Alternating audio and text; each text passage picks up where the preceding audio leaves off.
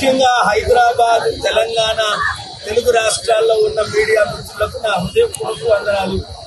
మీరు కామారెడ్డి రైతుల సభలో మంచి మద్దతు ఇచ్చారు. కామారెడ్డి రైతులకు న్యాయం చేయడానికి మీడియాయే కారణము. అలాగే బెట్టింగ్ యాప్ 45 కోట్ల మంది మోదీ గారి మెడొంచి, కాంగ్రెస్ వాళ్ళు మెడొంచి ఆగస్టు 21 బిల్లు పెట్టి 45 కోట్ల కుటుంబాలను కాపాడడం. దానికి కూడా పైన దేవుడు, కోర్టు, మీడియా ద్వారా అది జరిగింది.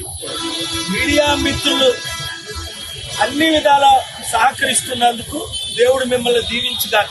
ఇక్కడ నేను RRRకి వ్యతిరేకం కాను, అభివృద్ధికి వ్యతిరేకం కాను. అయితే ముఖ్యమంత్రి రేవంత్ రెడ్డి గారు ఏమిచ్చారు హామీ? కేసీఆర్ గారు మీకు రైతులకు మోసం చేస్తున్నారు, నేను న్యాయం చేస్తానని అంటే, ఇప్పుడు ఆయనేమో బీహార్ వెళ్ళి న్యాయం చేస్తున్నాడు. కేరళ వెళ్ళి ఆ కేసీ వేణుగోపాల్ పిలిస్తే వెళ్తారు. రాహుల్ గాంధీ చుట్టూ తిరుగుతారు. ఈ కాంగ్రెస్ పార్టీ అధికారంలోకి వచ్చిన తర్వాత రైతులకు న్యాయం చేయలేదు, నిరుద్యోగులకి న్యాయం చేయలేదు. 21 నెలలు సమయం ఇచ్చాను. ఈ రోజు నుంచి పోరాటం స్టార్ట్ చేస్తాను. నిరుద్యోగులారా మీరు సిద్ధంగా, మీకు 4,000 ఇప్పించే బాధ్యత నాది. లేదా ప్రజాశాంతి పార్టీని జూబ్లీహిల్స్ లో గెలిపించండి.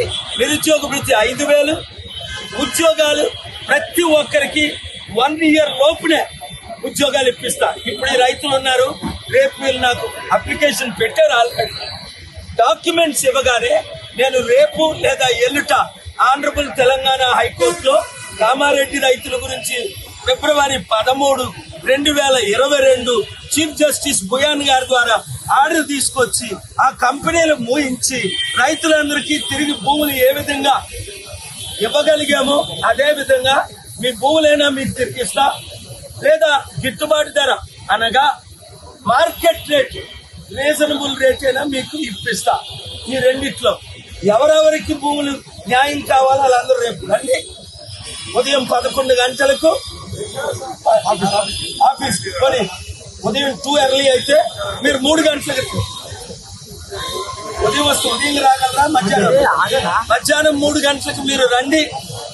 382 అప్రజిత్ కాలనీ, అమీర్పేట, ఇక్కడి నుంచి 5 నిమిషాలే కనుక ఫారాలు తీసుకొచ్చిన వారందరికీ వాళ్ళు అటాచ్ చేసి కోర్టులో రేపు రాత్రే ప్రిపేర్ చేసి, వీలైతే నేను బుధవారం ఎల్లుంటే ఆనరబుల్ హైకోర్టులో ఫైల్ చేస్తాను. మీకు న్యాయం జరుగుతుంది. నిరుద్యోగులకి న్యాయం జరగాలంటే మీరు అప్లికేషన్ పెట్టండి. రైతులకు న్యాయం జరగాలంటే, ఎందుకంటే మీరు నాకు రాసిస్తేనే నేను కోర్టుకి వెళ్ళగలను. మీరు రాసి ఇవ్వకుండా నేను కోర్టుకి వెళ్ళలేను. ఆ రోజు కామారెడ్డి రైతులు వచ్చారు,